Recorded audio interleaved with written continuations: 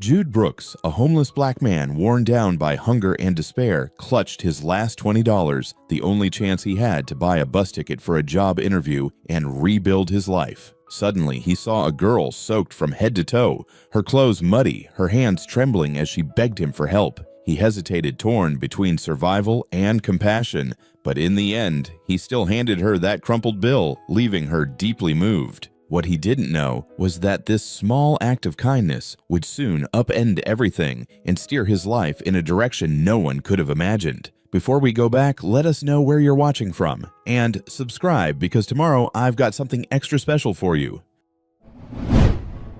The fluorescent lights of the subway station flickered like dying fireflies, casting shadows that danced across the grimy tile floor. It was midnight on a November Thursday, and the kind of cold that seeped through your clothes and settled in your bones had driven most people underground or into their warm beds. Jude Brooks stood near the far end of the platform, his back pressed against a concrete pillar covered in layers of peeling advertisements and graffiti tags. His hoodie was gray once, maybe 2 years ago, but now it was a patchwork of stains and small tears that he'd tried to stitch closed with whatever thread he could find. The hood was pulled up over his head, not just against the cold, but against the stairs. He'd learned that looking invisible was sometimes the only way to stay safe. His right hand was buried deep in his pocket fingers, wrapped around a single $20 bill. The edges were soft from being folded and unfolded too many times. $20. That's what stood between him and a real chance at changing everything.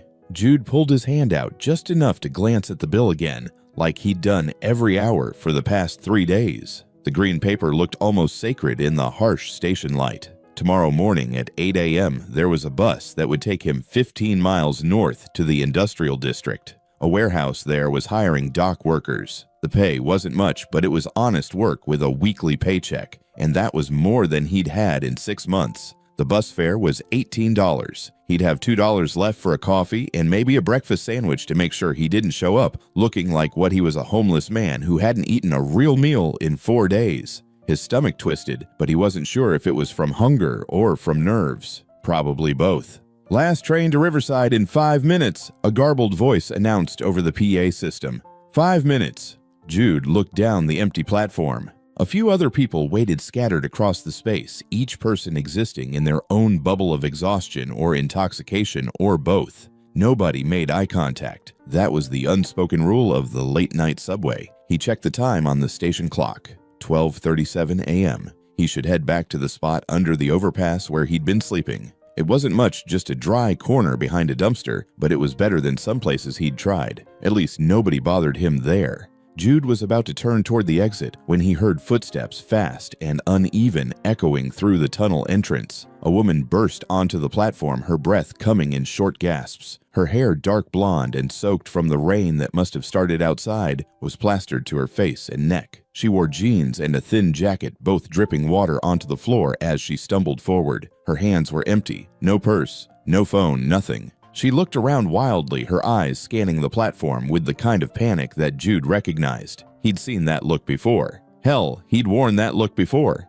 Most of the other waiting passengers didn't even glance up. One guy with headphones bobbed his head to music only he could hear. An elderly woman dozed on a bench, her shopping bags tucked between her feet. The woman's gaze landed on Jude. For a second, their eyes met, and he saw it clearly. She was terrified. She walked toward him, not slowly, not cautiously, but with the desperate speed of someone who'd already made up her mind that he was her only option. Jude's body tensed. Every instinct told him this was trouble. People didn't approach him with good news. Usually they crossed to the other side of the street or clutched their bags tighter when they saw him coming. A young white woman running up to a black man in a subway station at midnight. That never ended well for guys like him.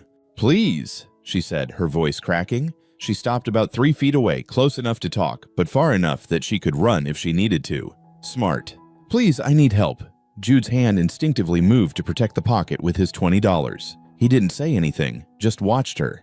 "I know how this looks," she continued, words tumbling out fast. "I know you don't know me, and I know it's late, and I know." She sucked in a breath. "My wallet's gone. My phone's gone. I got mugged 2 blocks from here, and I just need to get home. I live in Riverside, and that's the last train." She pointed toward the tunnel where in the distance lights were beginning to appear. "I just need $20 for the fare. That's it. I swear to God I'll pay you back. I'll meet you here tomorrow, same time, whatever you need. Please." Jude studied her face. She was young, maybe late 20s, and even in her current state, you could tell she wasn't someone who spent her nights on subway platforms begging strangers for money. Her jacket, though cheap, was clean. No track marks on her arms. Her teeth were straight and white. She wasn't an addict looking for a fix. She wasn't running a con.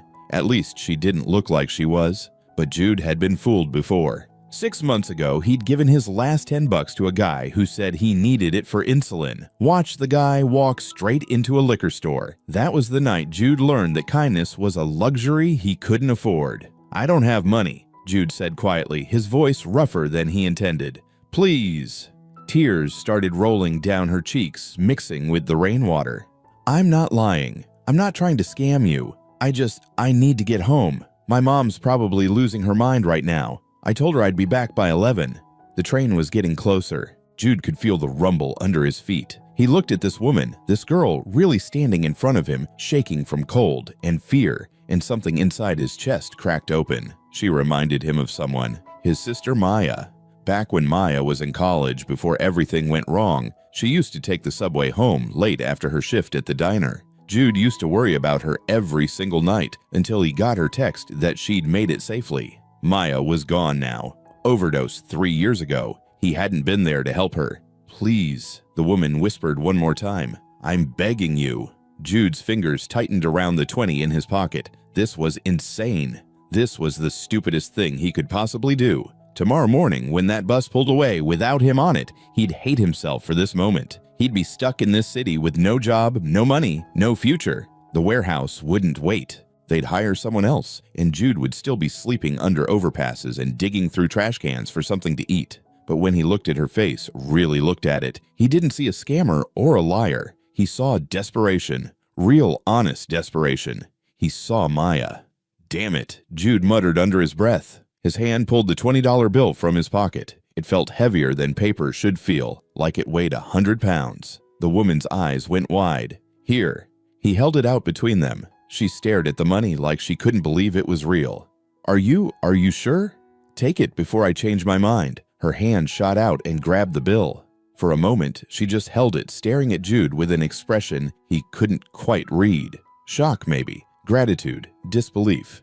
"Thank you," she breathed. "Thank you so much. I swear I'll pay you back. I promise." The train burst out of the tunnel with a screech of brakes and a blast of hot, stale air. The doors slid open with a mechanical hiss. "Go," Jude said, nodding toward the train. "Just go." She hesitated for one more second, then turned and ran. Her wet shoes slapped against the platform as she darted through the nearest door, just as the warning chime sounded. The doors closed behind her with a pneumatic thump. Through the scratched window, Jude caught a glimpse of her face one last time. She was looking right at him, mouthing words he couldn't hear. Then the train lurched forward and pulled away into the dark tunnel, taking her and his last $20 with it. Jude stood there on the empty platform, listening to the fading rumble of the train. Slowly, he pulled his wallet from his back pocket and opened it. Inside, there was nothing but a food stamp card with $12 left on it and a faded photo of Maya from her high school graduation. He'd just given away his only way out. The reality of what he'd done hit him all at once, and his knees felt weak. Jude slumped back against the concrete pillar and slid down until he was sitting on the cold ground. He pressed the heels of his hands against his eyes. "What the hell did you just do?" he whispered to himself. Nobody answered. The platform was empty now except for him and the sound of water dripping somewhere in the distance. Jude sat there for a long time, his wallet hanging open in his hands, staring at Maya's smiling face in the photograph. She'd been so proud that day. Their mom had been alive then too, crying happy tears in her best church dress. "I hope she makes it home safe," he said quietly to the picture. "I hope I didn't just throw everything away for nothing." But deep down, beneath the fear and the anger at his own stupidity, there was something else, something small and warm that he hadn't felt in months. He'd helped someone. He'd seen another human being in trouble, and he'd helped them. In a world that had spent years telling Jude Brooks that he was worthless, that he was invisible, that he was just another problem to be ignored or removed, he'd proven that he was still a person, still someone who could make a choice that mattered, even if that choice destroyed him.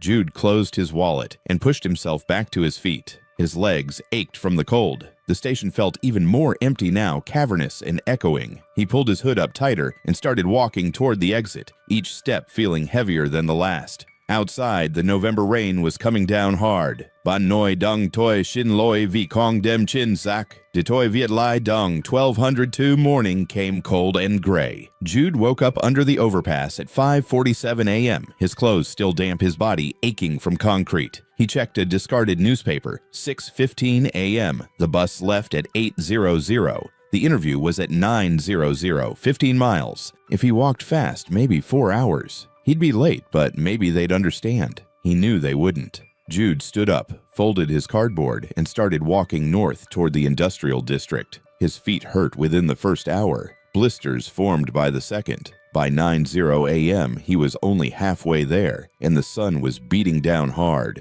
He didn't stop walking. At 10:43, Jude finally reached the warehouse. His shirt was soaked with sweat. Road dust covered his face. He knew exactly how he looked. Inside the small office, a receptionist glanced up. Her expression shifted immediately to wary. "Can I help you? I'm here for the 9 a.m. interview, dock worker position. I know I'm late, transportation issues." She typed on her computer. Name, Jude Brooks. "Mr. Patterson already left. When you didn't show by 9:30, he assumed you weren't coming." "Can I still talk to him? Please, I walked 15 miles. "He's at the downtown location." She looked at him over her glasses. "Showing up almost 2 hours late isn't a great impression. Try again next month." Next month. Jude felt something cold in his stomach. "Please, I really need this job." "I'm sorry. Have a good day." Jude walked back out. The return trip took even longer. His blisters had burst. Every step was pain. He stopped twice at bus stops, watching buses he couldn't afford drive away. By 3 p.m., he was back at his building. His landlord, Marcus, stood in front of the basement door holding a black garbage bag. Jude's garbage bag. "No," Jude said, speeding up. "Marcus, please." 5 days, Brooks. I told you. I had a job interview today. Once I get paid. You think you're the first person to tell me that? Marcus dropped the bag on the sidewalk. "I got 6 people waiting for this room. Please, just 1 more week." "You've been saying that for 2 weeks. Marcus went back inside and emerged with Jude's backpack. He tossed it onto the pile. "That's everything. Locks changed." "Where am I supposed to go?" "Not my problem." Marcus crossed his arms. "No money means no room. That's how it works." Jude wanted to argue, to beg, but what was the point? Fine. He picked up his backpack and garbage bag. Everything he owned fit in 2 bags. Marcus watched him. "There's a shelter on 8th. "I know where the shelters are." Marcus nodded. "Good luck." The door closed. The lock clicked. Jude stood on the sidewalk holding his bags. People walked past without looking. He was invisible again. He walked until he found a bus stop bench and sat down. An advertisement showed a smiling family. Everyone looked so happy. "You okay, brother?" An elderly man in a worn suit stood nearby holding a Bible. His face was kind. "I'm fine," Jude said. "You don't look fine." The man sat down. "Name's Pastor William. I run the community center 3 blocks that way. We're serving dinner at 6 if you're hungry." "I'm not hungry. Son, I've been doing this 40 years. I know hungry when I see it." He paused. "Pride's important, but pride doesn't fill your stomach." Jude didn't respond. "Whatever you're going through," Pastor William continued, "you're not alone. There are people who care. You just gotta let them." "I gave away my last $20 last night," Jude said suddenly. "Some woman at the subway. She needed to get home. And now I've got nothing. Lost my interview. Lost my room. I've got nothing because I tried to help somebody." Pastor William was quiet. Then, "Or maybe you saved her life. You'll never know which." "Great. I didn't say it to make you feel better. I said it because it's true." He stood slowly. "You did a good thing. In a world that tells men like us we're worthless, you proved you're not. Don't let today make you regret it." He pulled out a card. "Dinner at 6. No questions. No judgment." Then he left. Jude sat there until sunset. When it got dark, he walked back to the overpass. He'd come full circle in 24 hours, from homeless to homeless. He lay down on his cardboard and tried to sleep. Tomorrow, he'd figure out what to do. Tonight, he just needed to disappear. The cold woke him around midnight. Jude pulled his hoodie tighter and curled into a ball, trying to preserve body heat. Around him, he could hear the sounds of the city traffic overhead sirens in the distance, someone coughing a few yards away. His stomach growled. He'd eaten nothing all day except a granola bar he'd found near a park bench that morning. The hunger was a constant ache now, something he'd learned to live with, but never quite got used to. Jude thought about Pastor Williams' card in his pocket. Dinner at 6 tomorrow. He could go. It wouldn't cost him anything except his pride, and at this point, pride seemed like a luxury he couldn't afford. But something in him resisted. Accepting charity felt like admitting defeat, like saying he couldn't take care of himself, like proving everyone who'd ever looked at him with disgust or fear was right. He pulled out his wallet and opened it in the dim light from the highway above, empty except for Maya's photo. His beautiful sister smiling in her graduation gown full of hope and dreams that had died with her 3 years ago. "What would you tell me to do?" he whispered to the picture. He could almost hear her voice. "Stop being stubborn, you idiot. Go get some food." Jude smiled despite everything. Maya had never let him wallow in self-pity. She'd kick his ass if she could see him now lying on cardboard feeling sorry for himself. A rat scurried past just a few feet away. Jude didn't even flinch anymore. He'd gotten used to sharing his space with creatures that most people considered vermin. In a way, that's what society saw him as too. Vermin. Something to be removed, swept away, hidden from view. His ribs ached from where he'd been kicked by those drunk guys 2 days ago. His feet throbbed from today's long walk. His back hurt from sleeping on concrete. Every part of his body was screaming that this couldn't continue. But what choice did he have? Tomorrow he'd figure something out. Maybe he'd go to Pastor Williams' community center. Maybe he'd try to find day labor somewhere. Maybe he'd finally break down and go to one of the shelters, even though he knew how those places were overcrowded, dangerous, with rules that treated grown men like children. For now, he just needed to make it through the night. Jude closed his eyes and tried to think of better times. His mother's cooking on Sunday afternoons. Maya's laugh when he told stupid jokes. The job he'd had 3 years ago before the company downsized and he'd been let go. Back when he had an apartment and a car and a life that made sense. How had he ended up here? What series of bad decisions and worse luck had brought him to this moment lying on cardboard under a highway overpass with nothing to his name but 2 bags of clothes and a photograph? He knew the answer. It wasn't one thing. It was 1,000 small things. Losing his job, losing his mother, losing Maya, missing rent payments, getting evicted, his car breaking down. That time he got sick and couldn't work for 2 weeks. Each disaster building on the last until there was no foundation left to stand on. And now, giving away that $20, the final straw, the thing that had pushed him from barely surviving to completely lost. But even knowing all that, Jude couldn't make himself regret it. That woman's face, the fear in her eyes, had been real. Whether she'd been telling the truth or not, she'd needed help, and he'd given it. Maybe Pastor William was right. Maybe that mattered more than anything else. Jude finally drifted off to sleep around 2 a.m., exhausted beyond measure. He dreamed of warm beds and full refrigerators and a life where $20 wasn't the difference between hope and despair. When he woke at dawn, cold and stiff and hungry, the world looked exactly the same as it had the night before. But somewhere deep inside, beneath the pain and exhaustion and despair, a tiny spark remained, the knowledge that he was still human, still capable of kindness, still worth something even if the world couldn't see it. That spark would have to be enough to get him through another day. 3 days passed, 3 days of walking streets with nowhere to go, 3 days of hunger that made Jude's hands shake and his vision blur, 3 days of being invisible. On the 4th morning, Jude went to the public library when it opened at 9 a.m. The library was warm, had bathrooms where he could wash his face, and if he sat quietly in the back corner, nobody bothered him. He found a table near the reference section and sat down with a random book open in front of him. Not really reading, just existing in a space where he wasn't a homeless man, just a man at a table with a book. He'd been there about 2 hours when a security guard approached. Young guy, maybe 25, with nervous eyes. "Sir, I need you to gather your things and leave." Jude looked up. "I'm just reading." "You've been sleeping. Multiple people complained." The guard's hand rested near his radio. "Library policy says I have to ask you to leave." "I wasn't sleeping. My eyes were closed, but I was thinking." "Sir, please don't make this difficult." The guard's hand moved closer to his radio. "Easy way or hard way?"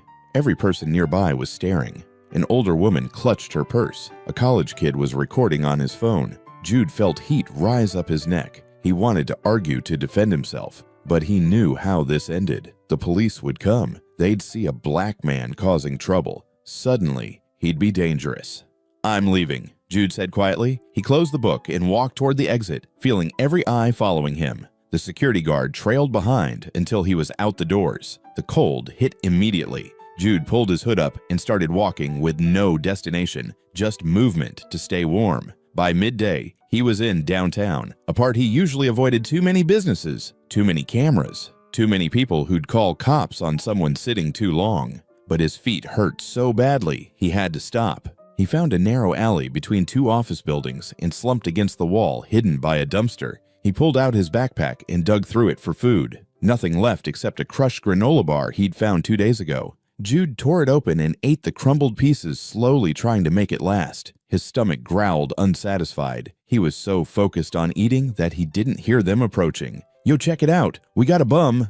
Jude's head snapped up. 3 guys, early 20s, stood at the alley entrance. The smell of alcohol hit him from 15 feet away. One held a beer bottle. Another swayed, grinning. "Hey, bum," the one with the bottle called. "This is private property." Jude started to stand, calculating his exit. The alley was a dead end behind him. He'd have to go through them. "I'm leaving," he said, voice neutral. "No trouble." "Nah, man, too late."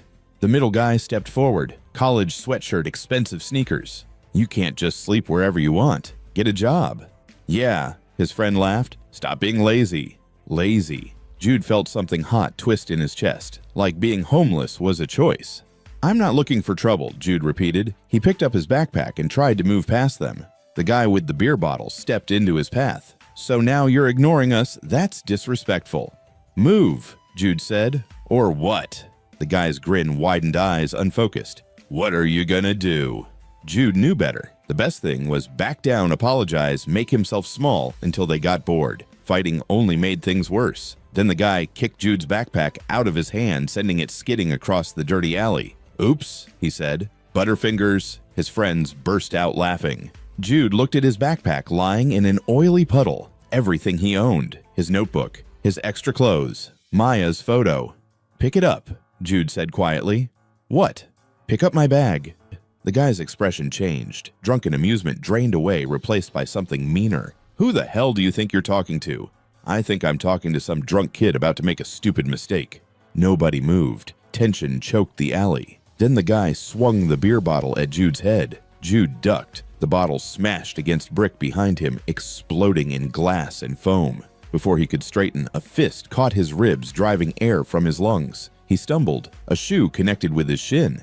"Teach this bum respect." Jude covered his head and dropped to the ground, curling tight. Another kick hit his back, another his shoulder. He made himself small, absorbing blows without fighting back. It lasted maybe 30 seconds before someone shouted from the street, "Hey, what's going on back there?" The kicking stopped, scrambling footsteps, cursing. "Shit, let's go!"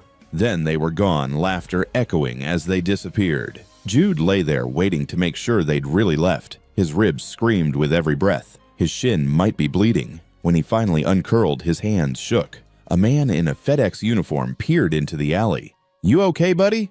"Yeah," Jude managed. "Thanks." "You need me to call someone ambulance?" "No, I'm fine."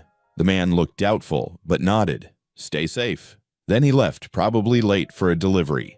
Jude crawled to his backpack and pulled it from the puddle. The outside was soaked and stained. He opened it with trembling fingers and found the plastic bag with Maya's photo. Still there, still dry. He pressed it against his chest and closed his eyes, trying to breathe through the pain. This was it. Rock bottom.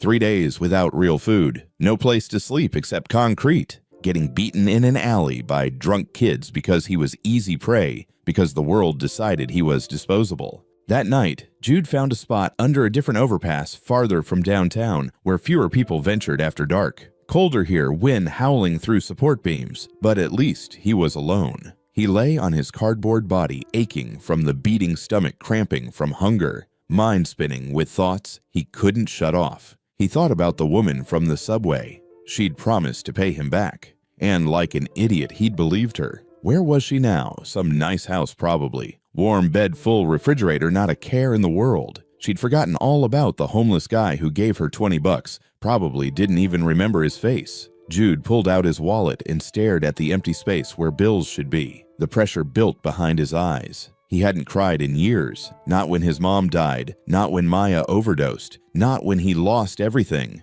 Crying was weakness, and he couldn't afford weakness. But something about tonight broke through the walls. Maybe the pain, maybe the hunger, maybe just the weight of everything since giving away that $20. The first sob caught him by surprise. It came from deep in his chest, a sound he didn't recognize. Then another. Jude pressed his fist against his mouth, trying to stay quiet, but tears came anyway. They rolled down his face, hot against cold skin. His shoulders shook. His breath hitched. He cried until his throat was raw, and his eyes burned, and his chest hurt worse than his ribs. He cried for the job he'd lost, for the room he'd been kicked from, for the beating in the alley, for Maya who'd needed him, and he hadn't been there, for his mother who'd worked herself to death for nothing, for himself, for the man he used to be before the world ground him down. When the tears stopped, Jude felt hollow, emptied out, like he'd cried away not just sadness, but everything else, his anger, his hope, his will to keep fighting. He lay there in darkness, listening to the city above, cars rushing past, a siren, someone laughing, life going on without him. "Why did I help her?" he whispered.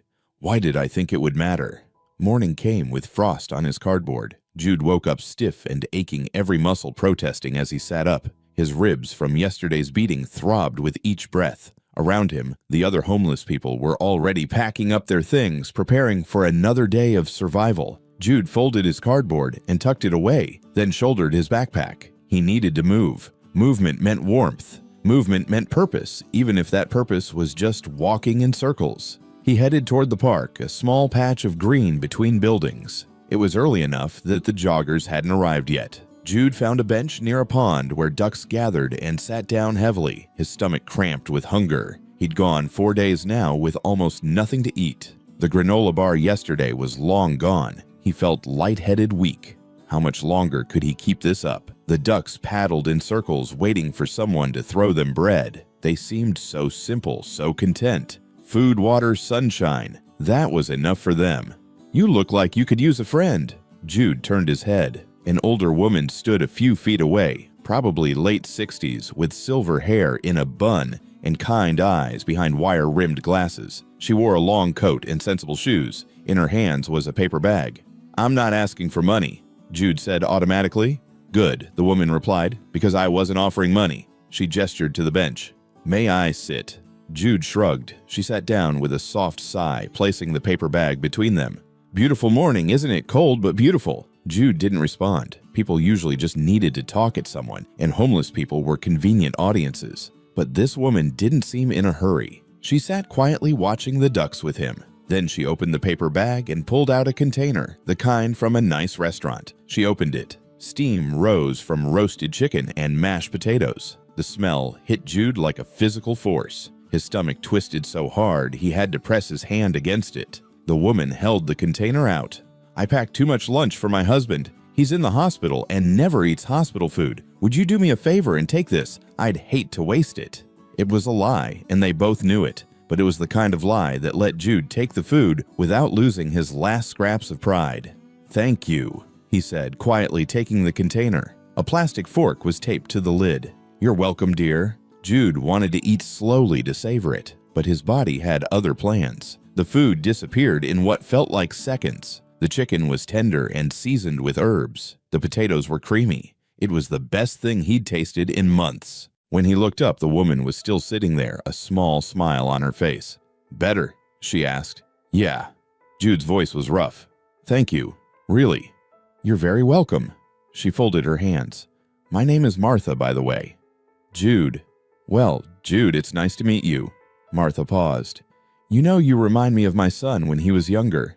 Same eyes, same way of carrying yourself like the world's on your shoulders." Jude didn't know what to say. "Can I tell you something?" Martha continued. "You look like someone who's had very bad luck, but you don't look like someone who's given up. There's a difference." "Maybe I should give up," Jude said. "Might be easier." "Easier, yes. Better, no." Martha reached into her coat and pulled out a small card. There's a place called The Haven. It's a community kitchen about 6 blocks from here. They serve dinner every evening, but they also need volunteers. Strong young men like you could be real help. I don't need charity. I'm not offering charity. I'm offering an opportunity. Martha placed the card on the bench. The director's name is Ben. Tell him Martha sent you. If you're willing to work, he'll find something for you. And if you work hard enough, he might even pay you a little. Jude picked up the card, turning it over. The address was printed on one side with a simple logo of a dove. "Why are you helping me?" he asked. Martha smiled, but there was sadness in it. "Because someone helped me once when I needed it, and because you look like someone who deserves a chance." She stood up slowly. "Take care of yourself, Jude. And if you go to the Haven, tell Ben I said you have good eyes. He'll know what that means." Then she walked away, leaving Jude alone with an empty container and a business card that felt impossibly heavy. He sat there for a long time staring at the card. Part of him wanted to throw it away. Places like that always had strings attached. They'd want him to sit through sermons or fill out forms or prove he was worthy. But another part of him, the part tired of sleeping on cardboard and getting beaten in alleys, thought maybe it was worth a shot. What did he have to lose? That evening, just as the sun was setting, Jude found himself standing in front of the Haven. It was a 2-story brick building between a laundromat and a bodega with a faded sign and warm light spilling from windows. He could hear voices inside, laughter dishes clattering. He almost turned around 3 times before pushing the door open. Inside was warmer than expected and busier. Long tables filled the main room with people eating dinner. Some looked homeless like him, but others looked like regular working folks who just needed a free meal. Nobody seemed ashamed. A tall black man with graying hair and broad shoulders walked between tables, stopping to chat with people. He had the kind of presence that said he was in charge without announcing it. Jude approached cautiously. "Are you Ben?" The man turned. "I am." "And you are?" "Jude Brooks. Martha sent me." Ben's expression changed immediately, warmth entering his eyes. "Martha, huh? That woman's got a gift for finding people who need us." He extended his hand. "Welcome to the Haven, Jude. You hungry?" "I ate earlier. She gave me food." Jude hesitated. "She said you might have work." "Might." Ben studied him. "What kind of work you done before?" "Construction mostly. Loading dock, warehouse. Whatever paid." "You strong?" "Strong enough." Ben nodded. "Come with me."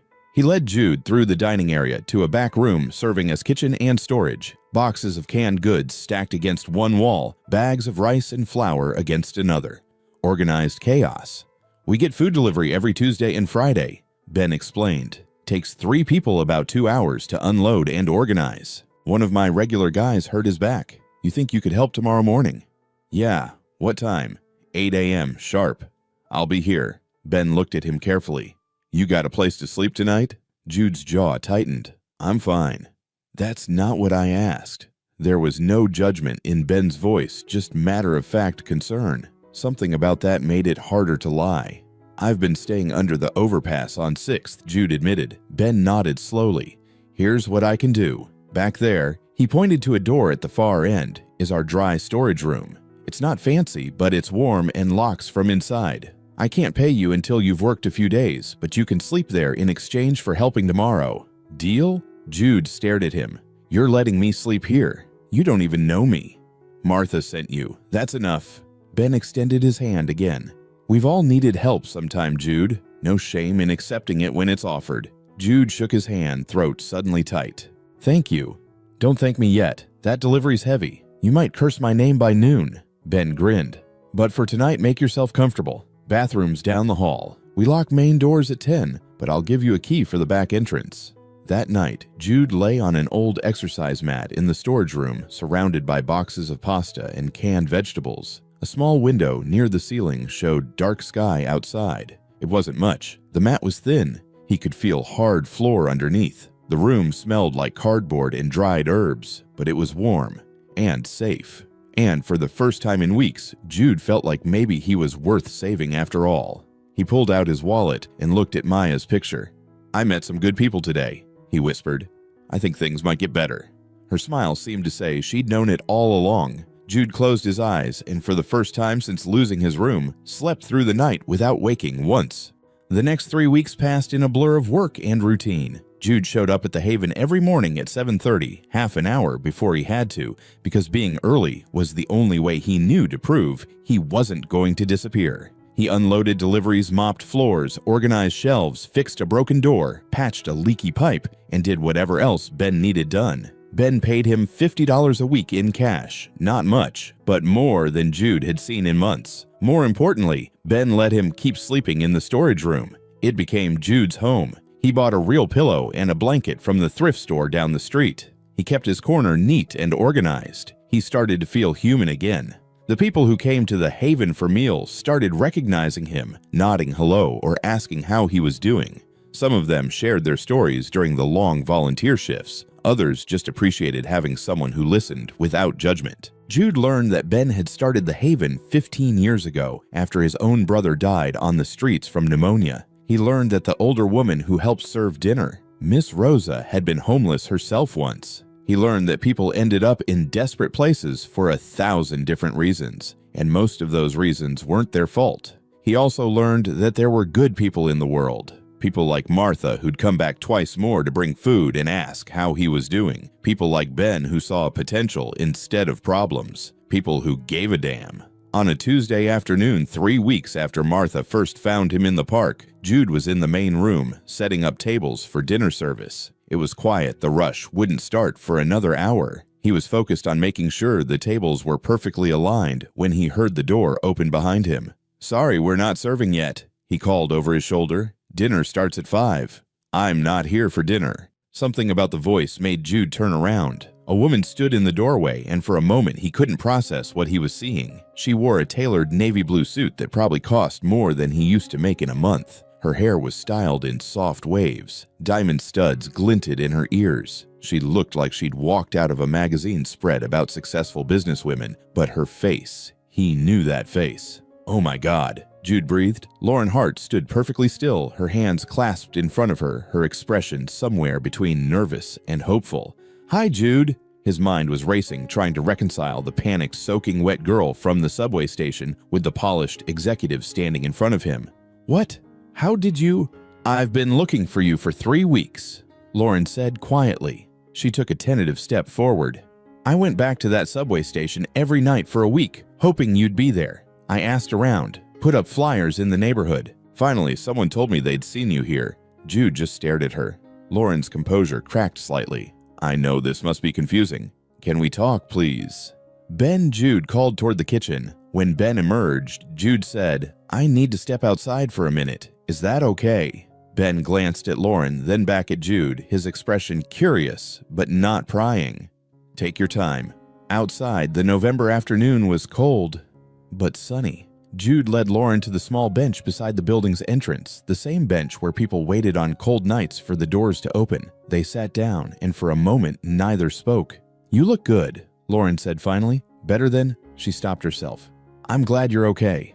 "Who are you?" Jude asked, not angrily, just genuinely confused. "I mean really, because you're clearly not some random person who got mugged." Lauren took a breath. "My name is Lauren Hart. I'm the CEO of Hart Technologies. We develop AI systems for social impact analysis." She pulled out her phone and showed him a web page with her photo, the same polished professional version sitting next to him now. "That night at the subway station, I was conducting a field test for a project we're developing."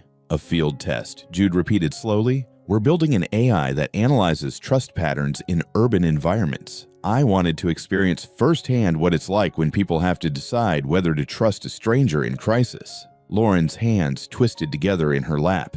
"I had a whole team monitoring me remotely. I was supposed to be completely safe, but my phone died earlier than expected, and I lost contact with them. When those guys actually did try to mug me 2 blocks from the station, I panicked. It became real." Jude felt something cold settle in his stomach. "So you were running some kind of experiment, and I was part of it?" "No." Lauren turned to face him fully. "You weren't supposed to be part of anything. The experiment was supposed to be me observing how people reacted to someone asking for help, but when my phone died and I actually needed help, you were the only person who gave it to me." Her voice dropped. "Out of everyone I approached that night, and I asked at least 30 people before I got to you, you were the only one who said yes. The only one." "I was also the only one who couldn't afford to say yes," Jude said quietly. "I know." Lauren's eyes were bright with emotion. "When I realized what you'd done, what you'd sacrificed, Jude, I've been trying to find you ever since. I need you to know that what you did mattered. It changed everything for me." "How?" "Because my entire company is built on algorithms and data analysis. We measure human behavior in numbers and patterns. But that night, you showed me something that can't be measured or predicted." Lauren pulled an envelope from her jacket pocket. "You showed me genuine goodness, and I've spent 3 weeks trying to figure out how to thank you for that." She held out the envelope. Jude didn't take it. "I don't want charity," he said. "It's not charity. It's a job offer." When Jude still didn't move, Lauren opened the envelope herself and pulled out 2 items. The first was a check for $20. "This is symbolic," she said, placing it on the bench between them. "Your investment back with interest to come." The second was a formal letter on Heart Technologies letterhead. "This is a real offer. Community Outreach Director for the Heart Foundation. That's our nonprofit arm. Salary of $65,000 a year to start full benefits, and your job would be to design and implement programs that actually help people in situations like yours. Not corporate charity that makes rich people feel good, but real practical support that makes a difference." Jude picked up the letter with shaking hands. The words blurred as he tried to read them. $65,000. He'd never made more than $30,000 in his best year. "Why me?" he asked. "Because you understand what it's like in ways that no one else in my organization can. Because you made a choice that proves you have the exact kind of character we need. Because Martha, who's my mother by the way, told me you have good eyes." Lauren smiled slightly. "She's rarely wrong about people. Martha is your mother." "She is. And she's been insufferably smug about finding you first." Lauren's smile faded into something more serious. "Jude, I can't undo what happened to you after you helped me. I can't give you back those 3 weeks. But I can offer you a chance to take your experience and use it to help other people. You'd be working with me directly, making real decisions about real programs. Your voice would matter." Jude stared at the letter, then at the $20 check, then at Lauren's earnest face. Part of him wanted to be angry. Angry that she'd been conducting some experiment while he was living hand-to-mouth. Angry that she came from a world so different from his that she could play at being desperate while he actually was. But he couldn't make himself feel that anger, because the truth was, she'd been genuinely scared that night. The truth was, she'd spent weeks looking for him to make things right. The truth was, this offer wasn't pity, it was respect. "I don't have a college degree," he said finally. "I don't care. You have something more valuable: lived experience and genuine compassion.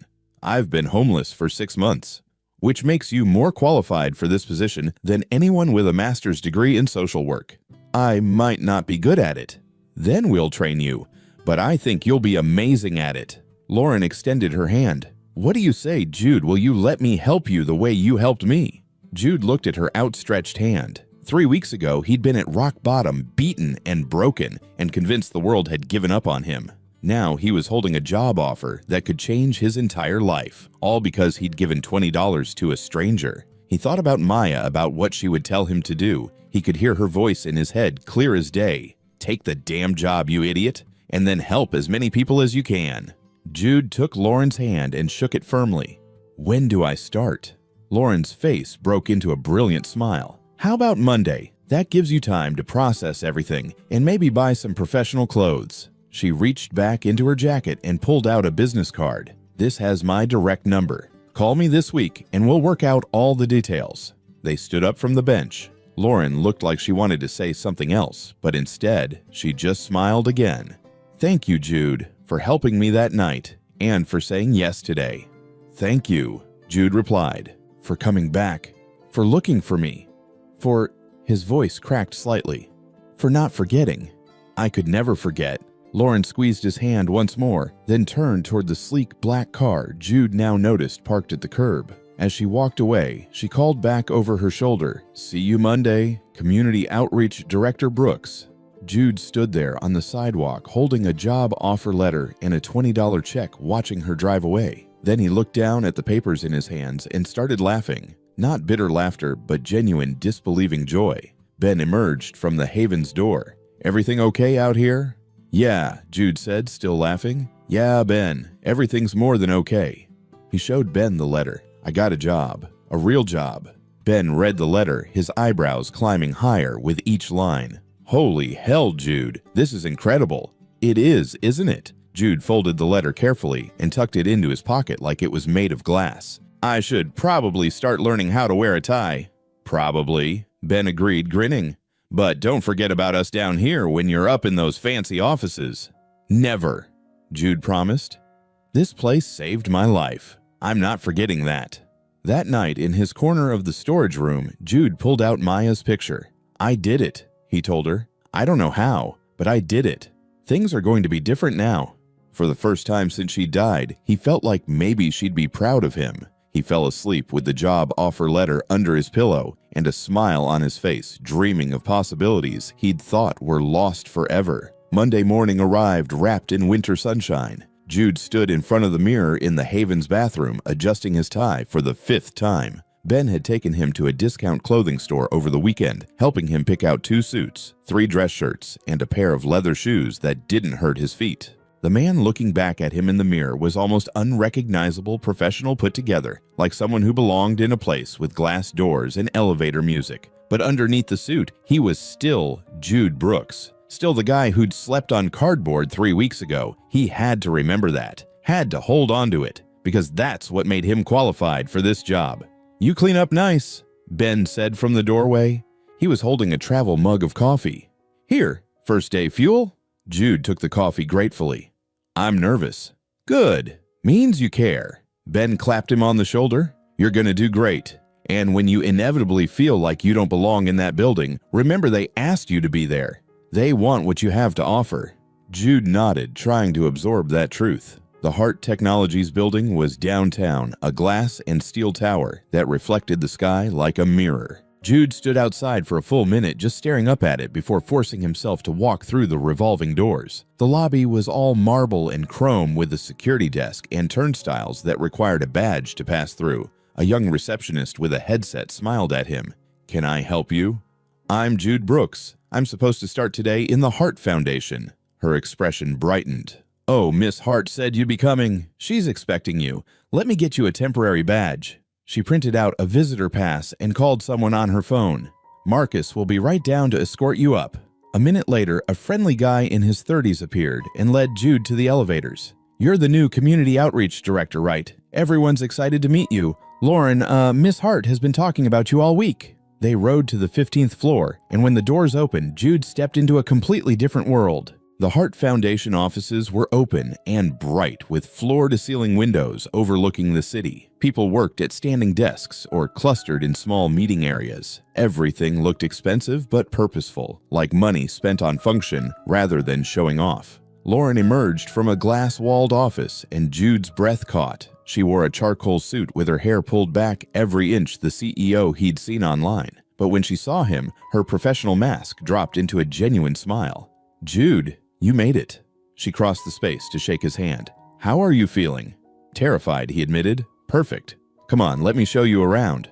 The next 2 hours were a whirlwind. Lauren introduced him to what felt like 50 people whose names he immediately forgot. She showed him his office, an actual office with a door and a window and a desk that wasn't made of cardboard. She explained the foundation's current programs: food distribution job, training, housing assistance, addiction recovery support. These are good programs, Lauren said as they reviewed documents in her office, but they're not enough. They're reactive instead of proactive. That's where you come in. She pulled up a presentation on her laptop. I want you to design something new, something based on what you've lived through. What would have helped you most when you were at your lowest? Jude thought about it, remembering those terrible weeks. Transportation, he said finally. I lost that job interview because I couldn't afford bus fare. If I'd had a way to get there, everything might have been different. Transportation, Lauren repeated, typing notes. What else? Basic dignity services, a place to shower and shave before a job interview, clean clothes. Most shelters only let you shower at weird hours, and there's usually a line. If you have a morning interview, you're screwed. He was warming to the topic now, ideas flowing. And laundry. You can't show up to an interview in clothes that smell like the street. But laundromats cost money most homeless people don't have. Lauren was typing fast, her eyes bright. This is exactly what I needed. Keep going. By the end of the day, they had the skeleton of a program Jude was calling Wheels of Hope, a fleet of mobile service vehicles that would provide showers, laundry haircuts, and job interview prep at various locations throughout the city. Each vehicle would also stock basic necessities and have tablets where people could apply for jobs and housing. "This is brilliant," Lauren said, looking at their notes. "How soon can we launch a pilot?" "I have no idea. I've never launched anything before." "Then we'll figure it out together." Lauren closed her laptop. "Jude, I want you to know something. I didn't hire you to be a figurehead or to make our foundation look good. I hired you because I believe you can change lives. Your voice matters here. Your ideas matter. Don't ever hesitate to tell me when something isn't working or when you see a better way." "Thank you," Jude said. "I won't let you down." "I know you won't." Over the next 3 months, Jude threw himself into the work with an intensity that surprised even him. He spent mornings in the office developing programs and meeting with the foundation team. Afternoons, he was on the streets talking to the people the programs were meant to serve. He wanted to understand not just what they needed, but who they were. He met Marcus, who'd been a carpenter before a workplace injury left him unable to work. He met Sheila, a single mother who'd lost her apartment when her hours got cut. He met Tommy, a veteran with PTSD who couldn't hold down a regular job. Each person had a story, and each story made Jude more determined to build something that actually helped. The Wheels of Hope pilot launched in March. The first day, Jude stood next to their newly wrapped van painted bright blue with the Heart Foundation logo and Dignity on Wheels written on the side, and watched as the first person approached. It was Marcus, the carpenter. He looked at Jude with disbelief. "This is real free showers and clothes." "Free," Jude confirmed. "And if you need help finding work, we've got people inside who can help with that too." Marcus's eyes filled with tears. "Man, I've got a job interview Thursday. I've been so worried about how I'd—" His voice broke. "Thursday, you'll walk in there looking and feeling like the skilled professional you are," Jude said firmly. "Come on, let me show you what we've got." By the end of the first week, they'd served over 100 people. By the end of the first month, Lauren was already approving funds for 2 more vehicles. Jude started staying late at the office not because he had to, but because he wanted to. He'd be reviewing program feedback or planning outreach events, and he'd look up to find Lauren still at her desk too, working on her own projects. One evening, around 8 p.m., she knocked on his office door. "You hungry? I'm ordering food." "Starving," Jude admitted. They ended up in the foundation's small break room sharing Thai food and talking about everything except work. Lauren told him about growing up with Martha, about losing her father when she was young, about the pressure of running a company at 32. Jude told her about Maya, really told her for the first time since his sister died. "She was brilliant," he said softly. "She was going to be a teacher, but she got injured her junior year, got prescribed painkillers, and—" He shook his head. "By the time I realized how bad it was, she was already too far gone." "I'm sorry," Lauren said quietly. "Me too. Every day." Jude looked down at his food. "That's part of why this work matters so much. Every person we help is someone's Maya. Someone's sister or brother or parent or child. They're not statistics. They're people." Lauren reached across the table and squeezed his hand briefly. "You're making a real difference, Jude. I hope you know that." Their eyes met and something shifted in the air between them. It wasn't just respect or friendship anymore. It was something deeper, something neither of them had planned on, but both of them could feel. "I should probably head home," Lauren said after a moment, but she didn't move. "Yeah," Jude agreed. "Me too." Neither of them stood up. It became a pattern. Late nights at the office dinners shared conversations that stretched for hours. The foundation team started making knowing comments about how much time the boss spent with the new director. Martha, when she visited for lunch one day, just smiled and winked at Jude like she'd planned this all along. Maybe she had. In May, the city council invited Jude to present about Wheels of Hope at their monthly meeting. He was terrified. Public speaking had never been his thing. But Lauren helped him prepare, running through his presentation a dozen times until he had it perfect. The night of the presentation, Jude stood at the podium looking out at the council members and the crowd gathered to observe. His hands shook as he pulled up his first slide. 6 months ago, he began, I was homeless. I'd lost my job, my apartment, and my hope. I slept under overpasses and got kicked out of libraries for looking suspicious. The world had decided I was invisible, and I'd almost started believing it. He clicked to the next slide showing the Wheels of Hope van. But then someone gave me a chance. And that chance led to a program that's already served over 1,500 people. People who aren't invisible. People who deserve dignity and opportunity. By the time he finished, the room was completely silent. Then someone started clapping. Then someone else. Then the whole room was on its feet applauding. Jude looked over at Lauren, who was sitting in the front row with tears streaming down her face and the biggest smile he'd ever seen. That night after the presentation, they went to a quiet bar near the office. Lauren ordered champagne. "To you," she toasted. "You were incredible tonight." "To us," Jude corrected. "None of this happens without you." They clinked glasses and drank, and when Jude set his glass down, he found Lauren looking at him with an expression that made his heart race. "What?" he asked. "I'm just thinking about that night at the subway station," she said softly. "About how you gave me $20 when you had every reason not to. About how you could have been bitter or angry when I found you, but instead you said yes to this crazy opportunity. About how," she paused, "about how lucky I am that you exist in the world." "Lauren, I know this is complicated," she continued quickly. "You work for my foundation, and there are rules about that. But I need you to know that these last few months have been some of the best of my life, not just professionally, but personally. Being around you makes me want to be better." Jude's throat felt tight. "You make me believe I can be more than my past."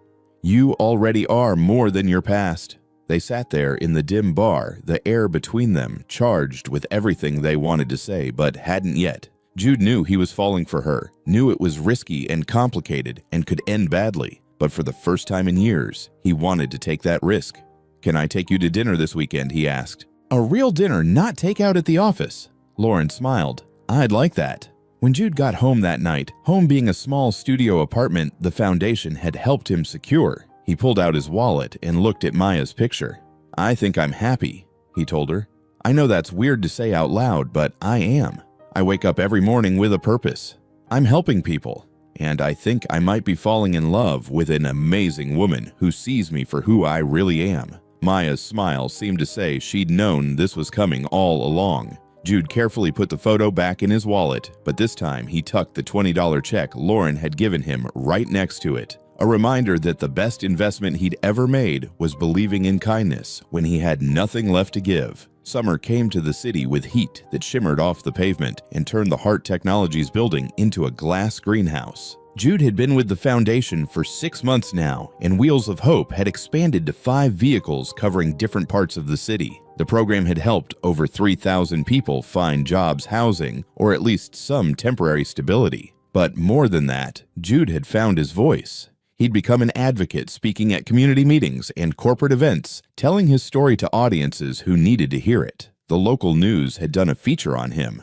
A national magazine was planning a profile. He wasn't famous exactly, but he was known, respected, and he was in love. He and Lauren had been dating officially for 3 months, keeping it quiet at first, out of respect for workplace dynamics. But as their relationship deepened, they'd stopped hiding it. They'd go to dinner after work, spend weekends exploring the city together, and stay up late talking about everything from philosophy to their favorite childhood memories. Martha had them over for Sunday dinners, watching them with undisguised delight. "I knew," she'd say every time. "I knew from the moment I saw you sitting in that park." Everything was perfect, almost too perfect.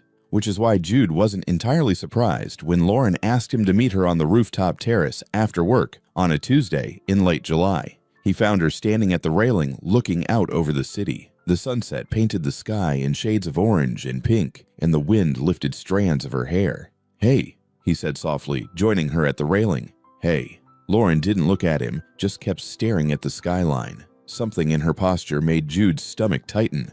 "What's wrong?" She took a breath. Hart Technologies is opening a new international headquarters in London. It's been in the works for 2 years, but the board just approved the final plans. They want someone senior to oversee the launch and run the European operations. "That's great," Jude said, though he already sensed where this was going. "Who are they sending?" "Me." Lauren finally turned to face him. "They're offering me managing director of European operations. It's a massive opportunity, triple the budget, twice the staff, and we'd be working with governments across the continent on AI policy." Jude felt like the roof had dropped out from under him. London, she confirmed. "For at least 3 years, probably longer." They stood there in silence, the magnitude of it settling between them. "When do you leave?" Jude asked finally. "The position starts in September, but I need to give them an answer by next week." Lauren reached out and took his hand. "I want you to come with me." Jude's head snapped up. "What?" "Come to London. Be our global community director. We'd be establishing foundation operations across Europe. You'd be designing programs for multiple countries, working with international organizations. It would be incredible, Jude, and we'd be together." It was everything. The opportunity of a lifetime. A chance to help people on a scale he'd never imagined. And he'd get to stay with Lauren to keep building this relationship that had become the best part of his life. But, "Can I think about it?" he asked. Something flickered across Lauren's face, disappointment maybe, or fear. "Of course. Take all the time you need." That night, Jude couldn't sleep. He lay in his apartment staring at the ceiling, his mind spinning through possibilities and consequences. London would be amazing. He'd never been out of the country. Hell, before this year, he'd never been out of the state. He could help thousands of people, maybe tens of thousands. He could be with Lauren, wake up next to her every morning, build a life together in a new city where nobody knew his past. But the next day, instead of going to the office, Jude went back to the Haven. Ben was in the kitchen, as always, directing the organized chaos of meal preparation. "Jude?" Ben's face lit up. "Wasn't expecting you today. Everything okay? Can we talk?" They went outside to that same bench where Jude had first sat with Martha. It felt like a different lifetime. "Lauren's moving to London," Jude said. "She wants me to go with her." "And you don't want to?" "I don't know. Part of me does. Part of me thinks I'd be crazy not to." Jude leaned forward, elbows on his knees. "But when I think about leaving, I think about Marcus and Sheila and Tommy. I think about all the people who are still out there sleeping under that overpass on 6th Street.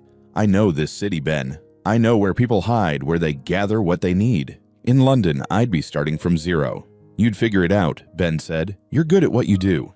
"Maybe. But would I be helping the people who really need it, or would I just be designing programs from some office tower, never getting my hands dirty?" Jude shook his head. "The work here isn't done. The work here is never done. And I'm the guy who can do it because I've been there. I've slept on cardboard. I've been invisible. I can reach people that nobody else can reach." Ben was quiet for a moment. Then he said, "Sounds like you've already decided." "I think I have." Jude's voice was heavy. "I just don't know how to tell her." "Tell her the truth. She'll understand." "What if she doesn't?" "Then that's your answer about whether this relationship is meant to last." Ben put a hand on Jude's shoulder. "But I know Lauren. She's not going to ask you to be someone you're not."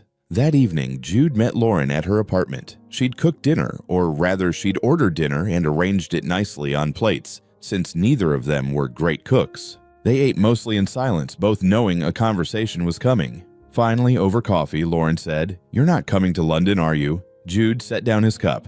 "I can't. I want to, Lauren. God, you have no idea how much I want to. But this city, these people, they're why I'm here. They're why I survived, and there are still so many who need help. London has homeless people too," Lauren pointed out, but her tone was gentle, not argumentative. "I know, but they have programs and systems already in place. Here we're building something new, something that's actually working because it's designed by people who lived it." Jude reached across the table and took her hand. "What we've built together, the foundation wheels of hope, that's my home now. I can't leave it. Not yet. Maybe not ever." Lauren's eyes were shining with tears, but she nodded. "I understand. Do you?"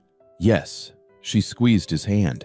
"You're not running away from me. You're running toward something important. That's who you are. It's one of the reasons I love you." Jude's breath caught. It was the first time either of them had said it out loud. "I love you too," he said. "That's why this is so hard." "I know." Lauren wiped her eyes. "So what do we do?" "I don't know. Try long distance. That seems insane. 3 years is a long time." "It is." They sat there holding hands across the table, both of them crying now, both of them knowing what they had was real, but understanding that sometimes real love meant letting go. "We could make it work," Lauren said finally. "Video calls. I could visit every few months. You could come there." "Lauren," Jude's voice was gentle but firm. "You're about to run European operations for a major tech company. You're going to be traveling constantly, working insane hours, making decisions that affect millions of people. You need to be present for that. You can't be distracted by whether I'm upset that you missed a video call." You wouldn't be a distraction. I would, and you'd feel guilty about it, which would make you miserable, which would make us both miserable. Jude stood up and walked around the table, kneeling beside her chair. You're going to go to London and do amazing things. You're going to change policy and help people and be brilliant. And I'm going to stay here and keep building programs and helping this community heal. And maybe, his voice cracked, maybe if we're really lucky, our paths will cross again someday. That's not a plan, Lauren whispered. That's hope.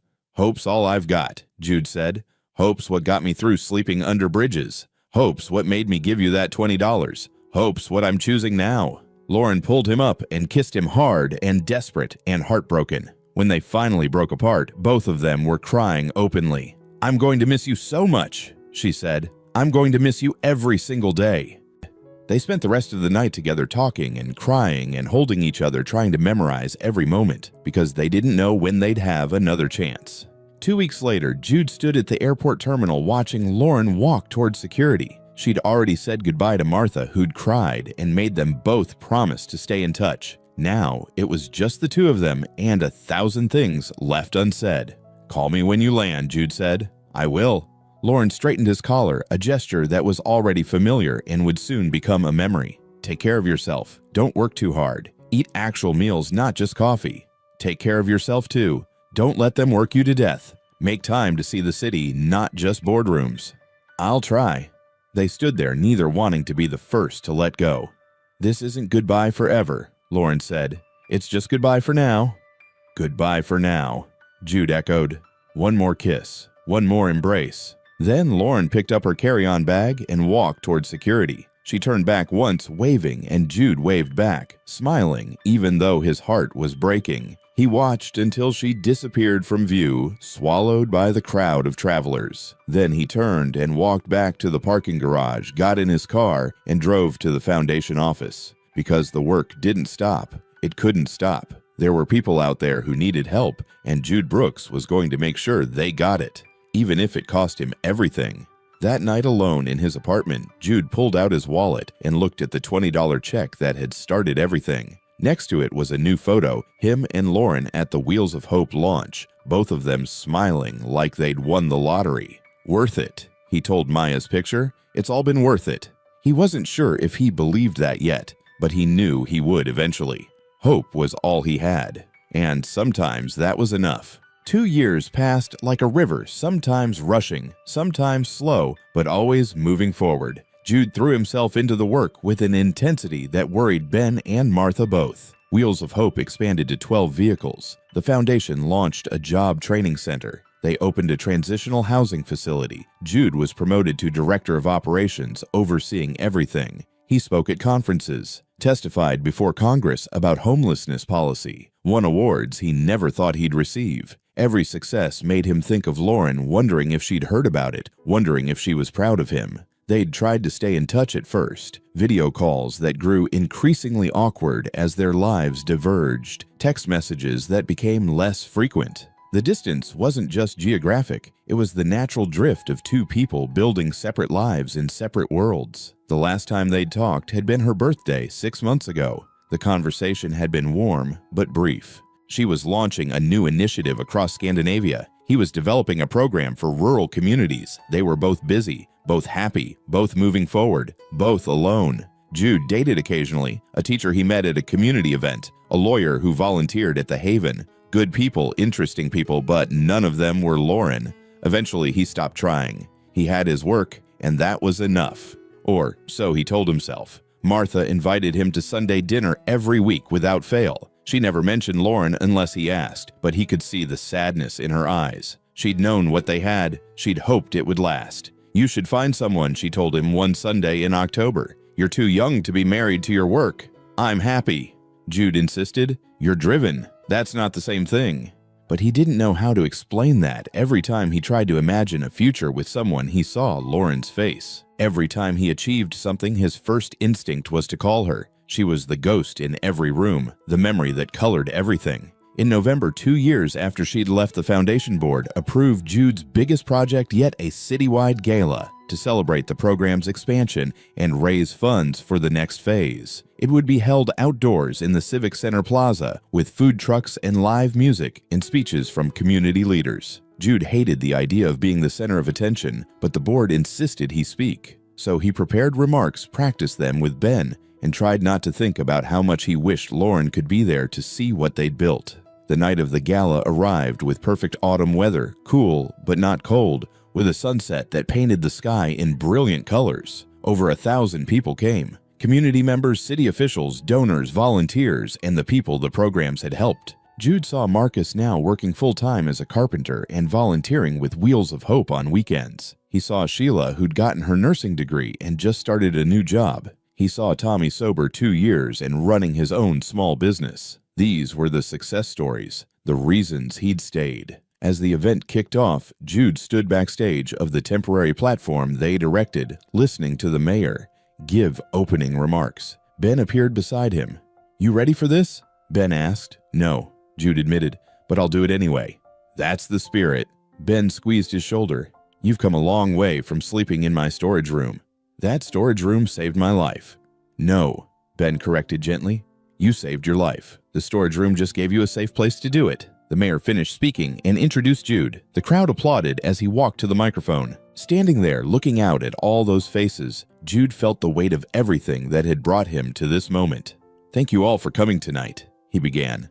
2.5 years ago, I was where many of you have been. Homeless, hungry, invisible. I'd given up on myself because the world had given up on me first. He told them about the night in the subway station, about giving away his last $20. He told them about rock bottom and the haven and the people who'd helped him climb back up. He told them about building programs that treated people with dignity instead of pity.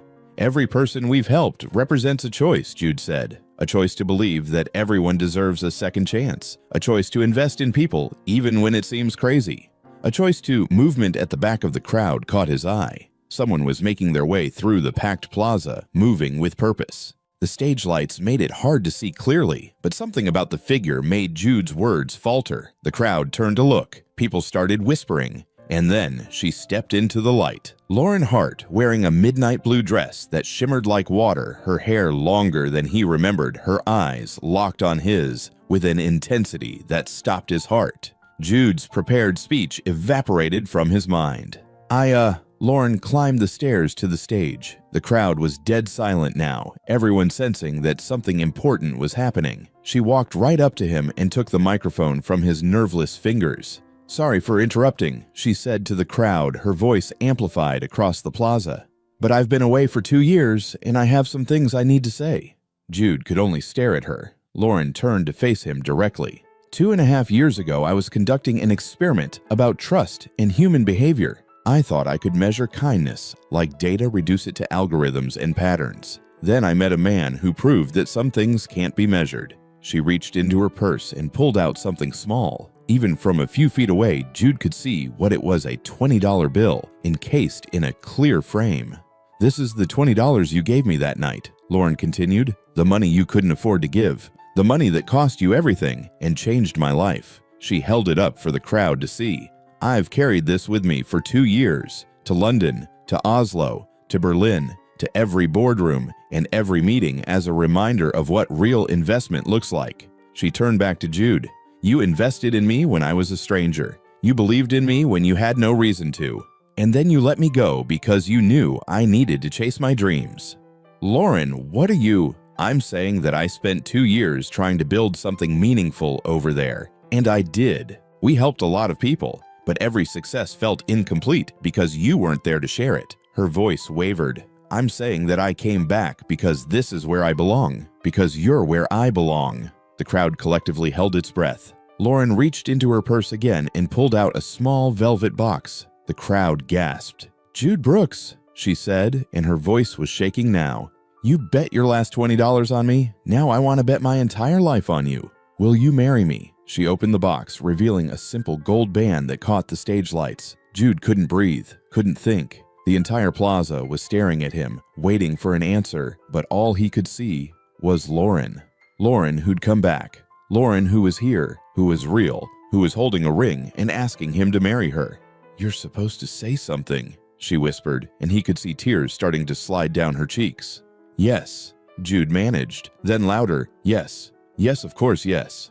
The crowd erupted. Lauren slipped the ring onto his finger, and then they were kissing, holding each other like they might never let go again, and Jude felt something in his chest that he hadn't felt in 2 years complete. When they finally broke apart, Lauren took the microphone again.